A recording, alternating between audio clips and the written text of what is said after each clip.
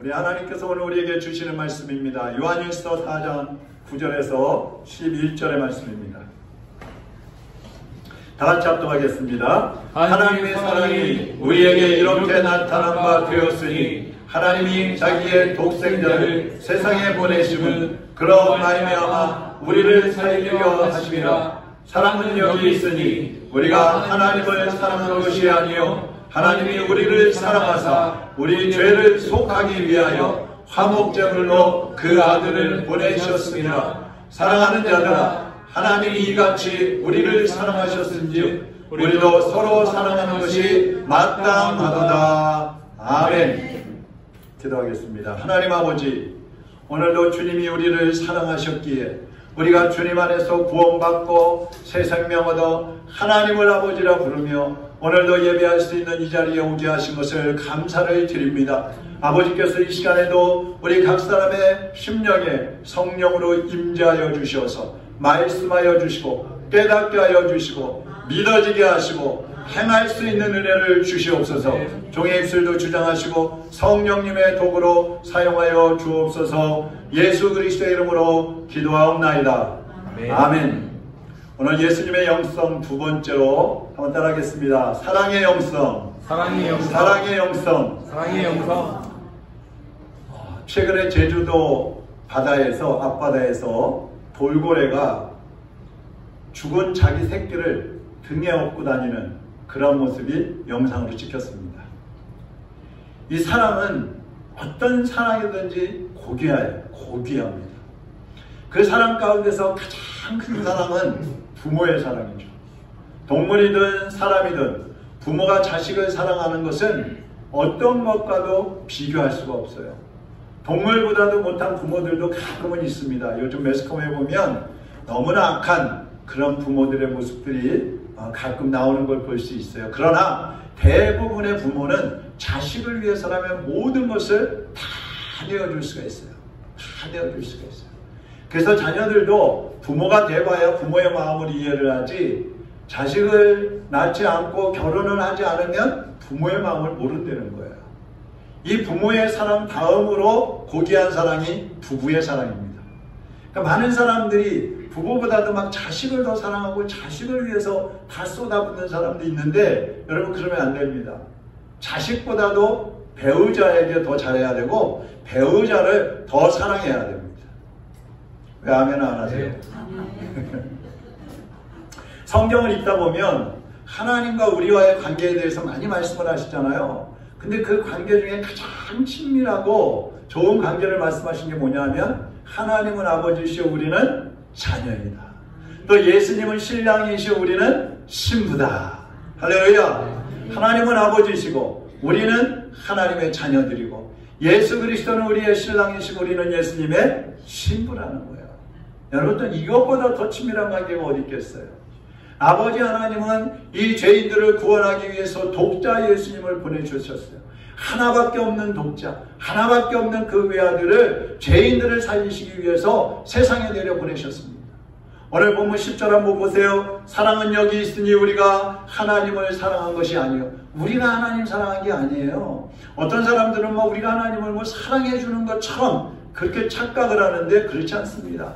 하나님이 우리를 사랑하사 우리 죄를 속하기 위하여 화목제물로 그 아들을 보내셨습니다. 하나님은 아들 예수님이 세상에 내려오시면요 멸시받고 천대받고 고통받고 죽임당하실 거 하나님은 다 알고 계셨어요. 그러면서도 우리 죄인들을 살리시기 위해서 그 아버지의 마음으로 예수님을 보내주신 것입니다. 예수님은 어떻게 하셨어요? 하늘 영광을 다 비우시고 신으로서는 정말 상상도 할 수 없는 낮고 천한 인간의 몸으로 이 세상에 오셨어요. 그것도 종으로 오셨어요. 종으로. 예수님은 그 생애를 보면 목수의 아들로 태어나셔서 가난 속에서 공생애를 시작하기 전까지 집에서 사셨습니다.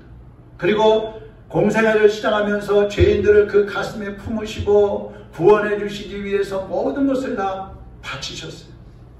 전 유대 지역과 사마리아 지역과 이웃 나라들까지 다니시면서 병든 자를 고치시고 귀신 들린 자를 쫓아내시고 가난한 자 소외된 자들과 함께 하시면서 사랑을 다 쏟아주셨어요. 너무너무 바빠서 쉴 시간도 없으셨고요. 너무너무 가난해서 머리 드실 것도 없었어요. 그러면서도 그 할 수 있는 가지고 있는 모든 것을 우리 죄인들을 위해서, 연약한 자들을 위해서, 없는 자들을 위해서 다 내어주신 것입니다. 그렇게 인류를 사랑하시는데 모든 것을 다 주신 그 예수님인데 종교 지도자들과 로마의 군인들에게 붙잡혀서 이제 모진 고난을 다 당하시고 천대를 받으시고 조롱을 다 당하시고 그리고 십자가에 못 박혀 죽어주셨어요. 여러분, 죄도 없으신 그 예수님이 억울하게 십자가에 달려 죽으시는데 한마디 저항도 없으셨다고 그랬어요. 양은 잡으려고 할 때에 소리를 내지 않는 데잖아요. 저항을 하지 않는 데잖아요. 예수님도 아무 저항 없이 묵묵히 어린 양, 하나님의 어린 양으로 십자가에 못 박혀 죽어주셨어요. 왜 그래요? 사랑하시기 때문에. 우리를 사랑하기 때문에. 최고의 사랑은 생명까지 주는 사랑인 것이죠. 예수님이 성도의 신랑이라고 그랬습니다. 여러분, 부부는 몇십 년 동안 전혀 다른 그런 환경 속에서 자라나고 살아왔습니다. 각자 추구하는 것도 다르고 사상도 다르고 가치관도 다르고 다 달라요. 생활 모양도 형태도 다 달라요. 그런데 서로 사랑하기 때문에 단점도 약점도 다 받아주고 또 내 것을 다 양보하면서 결혼을 했어요. 왜요? 사랑하기 때문에. 구약성경에 보면 고멜이라는 창녀가 나옵니다. 근데 하나님께서 호세아에게 이 창녀하고 결혼하라고 그래요. 호세아는 하나님의 종이거든요. 예언자 선지자예요. 근데 창녀와 결혼하라는 거예요. 오늘날 목사 보고 저 창녀촌에 가서 한 여자를 데려다가 결혼해서 사모로 삼으라는 거예요. 있을 수도 없는 일이잖아요.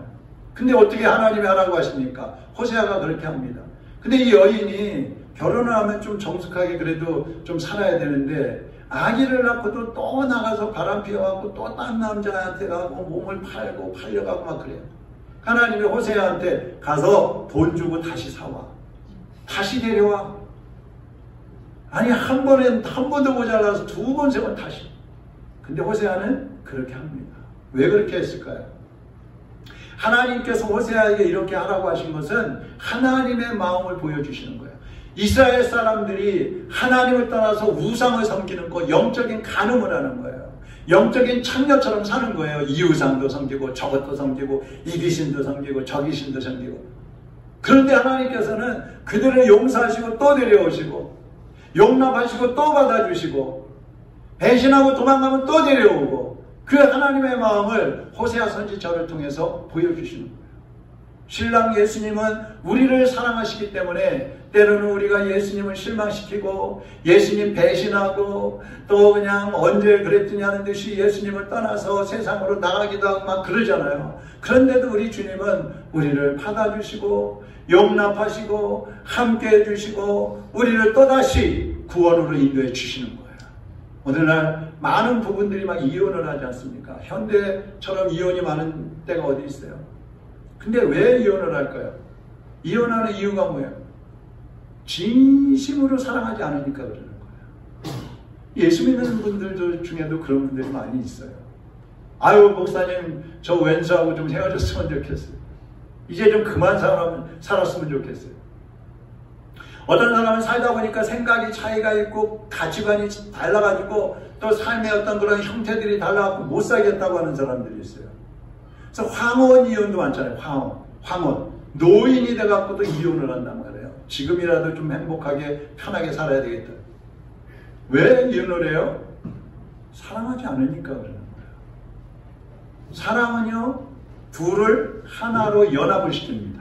하나가 되게 하는 거예요. 그래서 부부는 서로 사랑하기 때문에 우리가 결혼하면 한 몸이라 그러잖아요. 한 몸. 그래서 신랑 예수님과 신부인 우리도 한 몸이에요. 사랑으로 연합했기 때문에 한 몸인 것입니다. 예수님은 우리의 머리요 우리는 예수님의 교회는 몸이요 우리 성도들은 지체들이요 예수님은 신랑이시요 우리는 신부들인 거예요. 역사적으로 수많은 사람들이 하나님의 이 사랑 안에서 예수 그리스도를 구주로 믿고 구원을 받았어요. 그리고 하나님 아버지의 그 사랑과 우리를 위해서 죽어주신 그 예수 그리스도의 그 사랑에 보답하기 위해서 어떤 사람은 목사가 되고 어떤 사람은 선교사가 되고 어떤 사람은 평신도 지도자가 되고 그래서 막 교회에서 봉사하고 세계를 나가서 선교하고 교회를 돌보면서 목회를 하고 막 하는 거예요. 지금도 수많은 사람들이 세상을 구원하시려고 했던 그 주님의 뜻에 순종해서 세상에 나가가지고 지옥으로 가고 있는 자들, 멸망으로 가고 있는 그 사람들을 구원하기 위해서 지금도 세계를 누비고 있는 거예요. 그래서 저 뒤에 강영순 선교사님하고 김영식 선교사님 오늘 갑자기 저를 신방하러 오셨다는데 감사합니다. 그 몽골 여름에 여름도 별로 없고 그냥 추위에 막 40도 50도 내려가는 그 추위에 가서 왜 거기 가서 그렇게 고생을 하고 복음을 전해요?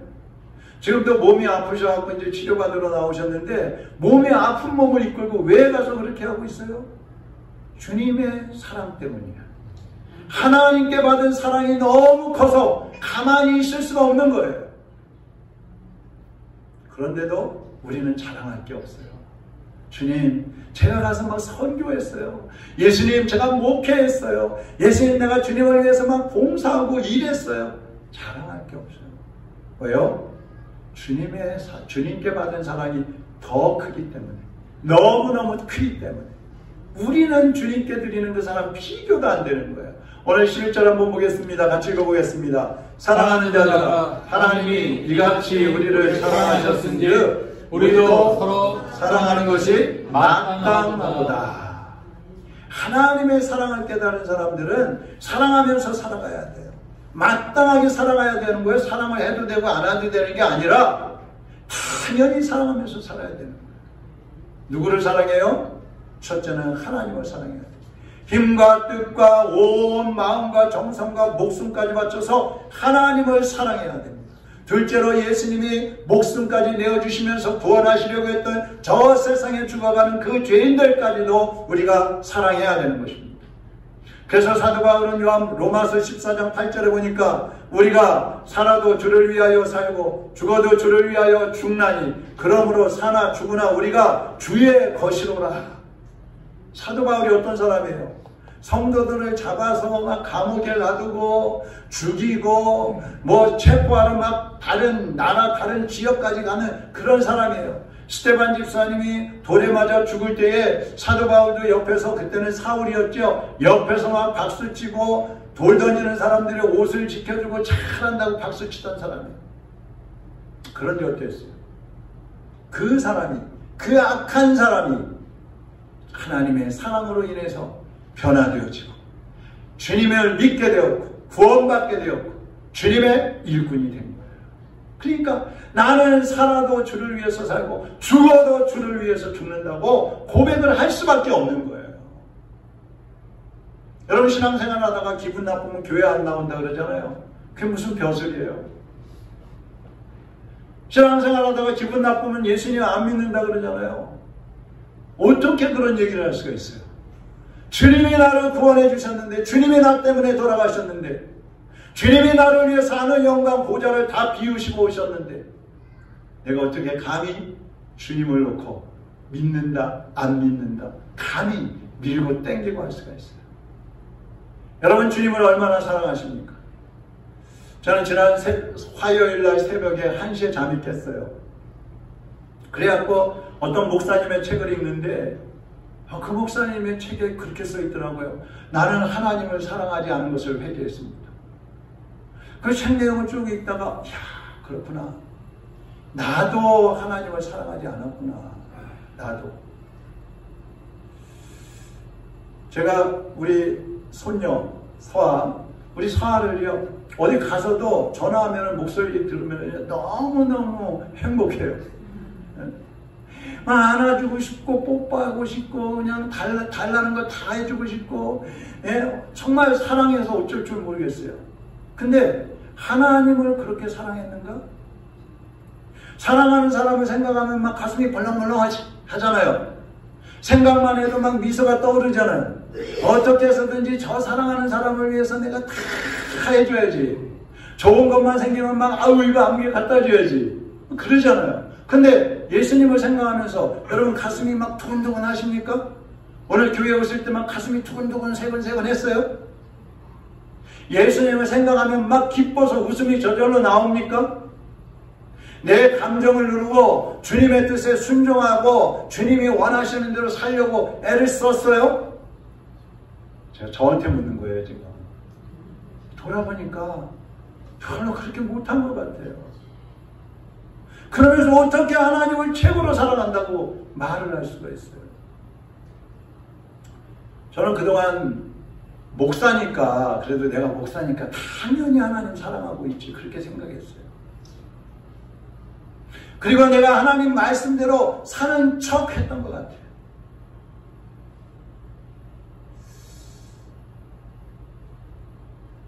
또 하나님을 사랑하는 그 마음이 뜨겁게, 하나님 내 속에서 뜨겁게 해주세요.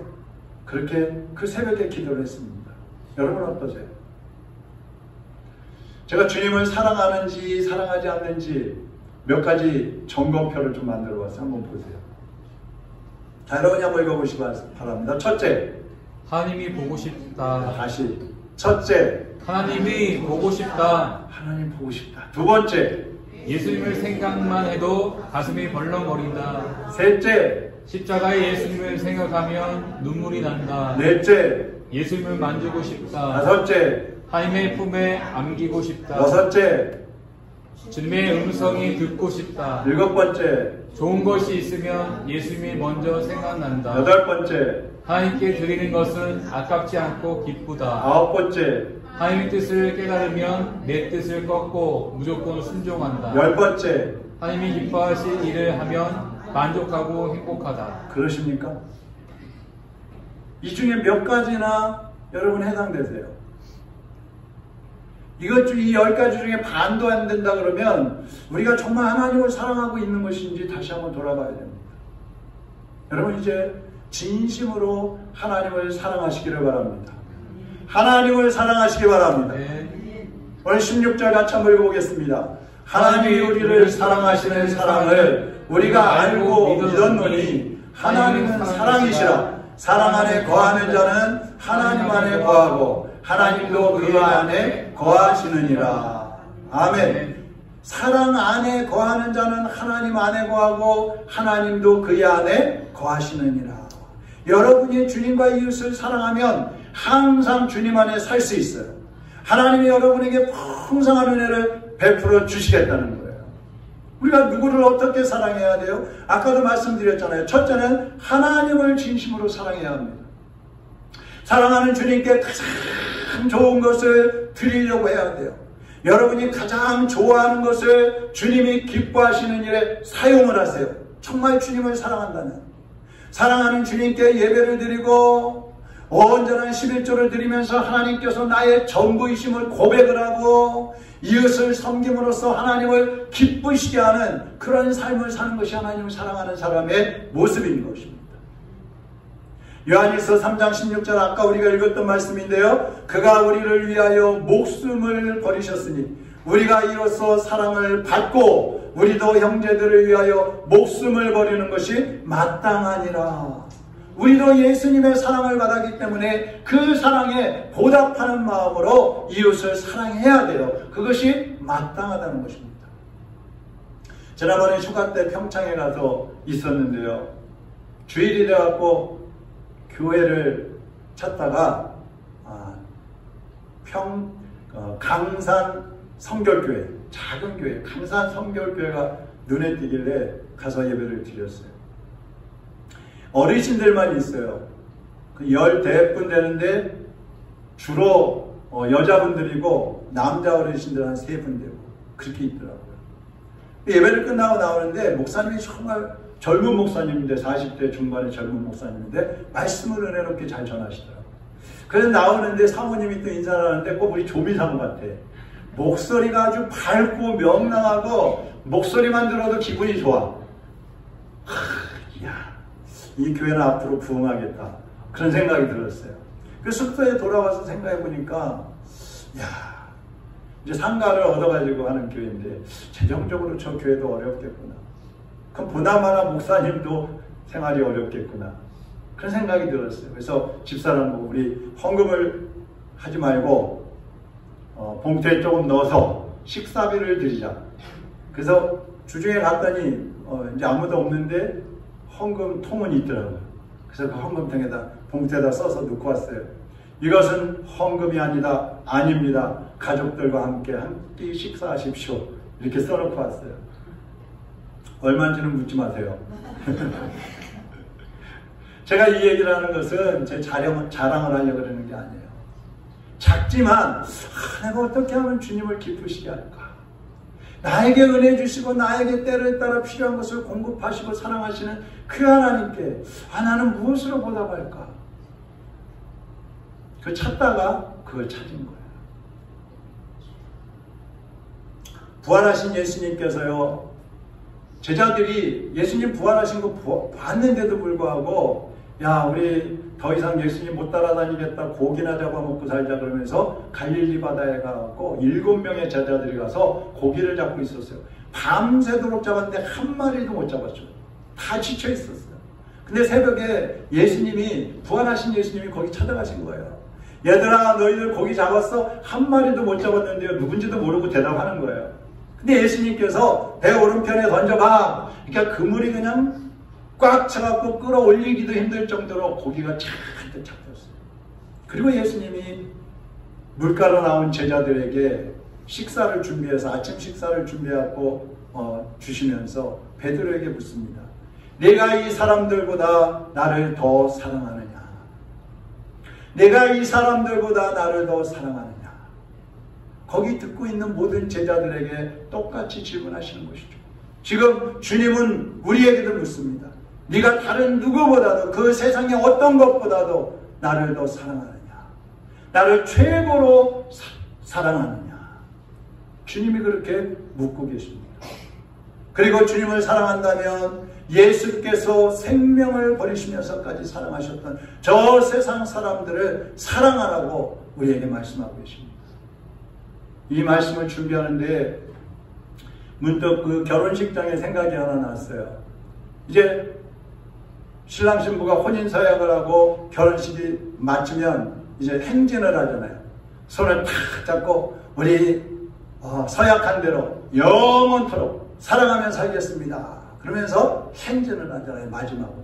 그 장면이 생각이 났어요. 아가서 2장 10절을 같이 한번 읽어보겠습니다. 나의 사랑하는 자가 내게 말하여 이르기를 나의 사랑 내 어여쁜 자야 일어나서 함께 하자.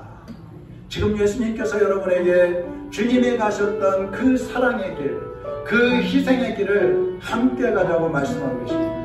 한 번만 가고 끝나는 게 아니라 계속해서 영원토록 함께 가자고 여러분을 초청하고 계십니다. 여러분 모두가 사랑하는 신랑 예수님의 그 손을 붙잡고 믿음의 발걸음을 내딛고 사랑의 대행진을 하면서 아버지 하나님께로 달려나가게 되기를 주님의 이름으로 축원합니다. 다 표현 못해도 나 표현하리라. 다 고백 못해도 나 고백하리라. 다 할 수 없어도 나 알아가리라. 다 담지 못해도 나 닮아가리라. 다 표현 못해도 나 표현하리라. 다 고백 못해도 나 고백하리라. 다 할 수 없어도 나 알아가리라. 다 담지 못해도 나 닮아가리라. 그 사랑 얼마나 아름다운지, 그 사랑 얼마나 날 부욕해 하는지, 그 사랑 얼마나 크고 놀라운지를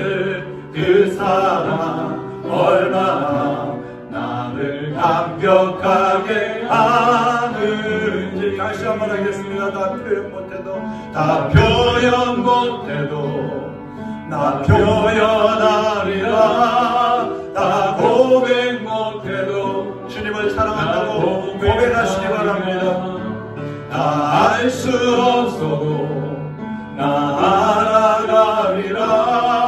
나 닮지 못해도 나 닮아가리라. 그 사랑 얼마나 아름다운지, 그 사랑 얼마나 날 부엽게 하는지, 그 사랑 얼마나 크고 놀라운지를, 그 사랑 얼마나 나를 감격하게 하는지, 그 사랑 얼마나, 그 사랑 얼마나 아름다운지, 그 사랑 얼마나 날 부엽게 하는지, 그 사랑 얼마나 크고 놀라운지를, 그 사랑 얼마나 나를 감격하게 하는지. 기도하겠습니다. 주님의 사랑은 부모의 사랑과도 비교할 수 없습니다. 예수님은 우리를 위해서 생명까지, 온몸에 물 한 방울, 피 한 방울까지 다 쏟아주셨습니다. 우리가 무엇을 잘해서가 아니고, 우리가 어떤 자격이 있어서가 아니고, 우리는 아무런 자격도 없고 죄인에 불과하고 지옥불에 떨어져야 할 존재들에 불과하지만, 주님 우리를 사랑하시기 때문에, 주님 우리를 사랑하셨기 때문에 우리가 지옥 가는 것을 원치 않으시고 우리가 멸망하는 것을 원치 않기 때문에 우리를 위해서 대신 죽어주셨습니다. 다 내어주셨습니다.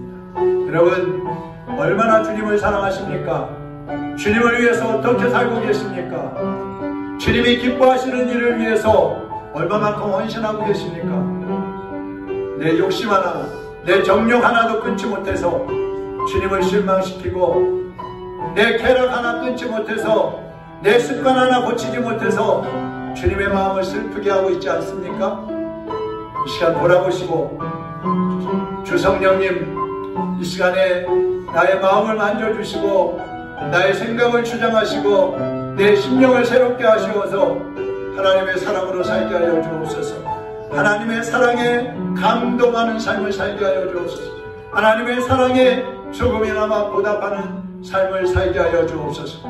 이 시간에 다같이 하나님 앞에 기도하겠습니다. 사랑하는 하나님 아버지, 우리의 죄와 허물을 꾸짖지 않으시고 우리의 실수와 허물을 책망하지 않으시고 우리를 영원한 멸망의 지옥 불구덩이 속에 던지시지 않으시고 우리를 사랑하셔서 우리를 대신하여 십자가에 못 박혀 죽어주신 주님의 그 은혜, 그 사랑에 감사를 드립니다. 주님이 우리를 위하여 하늘 보좌를 버리고 이 땅에 오셔서 종의 형체로 오셔서 모진 고난과 고통과 모진 조롱과 멸시를 당하시고 피 한 방울까지 다 쏟아주신 그 사랑에 감사를 드립니다. 이제 우리가 주님을 위해서 살기를 원합니다. 주님의 사랑에 보답하는 삶을 살기를 원합니다. 주님이 기뻐하시는 삶을 위하여 우리를 깨어뜨리기를 원합니다. 주여, 이 시간에 하나님의 성령으로 각 사람을 만져 주옵소서. 심령을 새롭게 하여 주옵소서. 믿음을 온전케 하여 주시옵소서. 주님을 위하여 나의 정욕과 습관과 나의 고집과 교만함을 깨뜨리게 하시고 꺾어버려 주시옵시고 하나님 앞에 겸손히 엎드려서 주님 원하시는 삶을 살아갈 수 있게 하여 주옵소서. 주님을 사랑하고 이웃을 섬기는 삶을 살게 하여 주시옵소서. 하나님 아버지, 주님을 사랑합니다. 우리 하나님 아버지를 사랑합니다. 우리 성령님 사랑합니다. 주님을 사랑하듯이 우리의 이웃들을 사랑하게 하시고 우리 자신을 내려놓고 돌아보지 않고 주님을 위해서 살고 주님을 위해서 죽겠다는 각오와 결단을 가지고 믿음으로 달려가는 하나님의 자녀들이 되게 하여 주시옵소서. 예수 그리스도의 이름으로 기도합나이다. 아멘.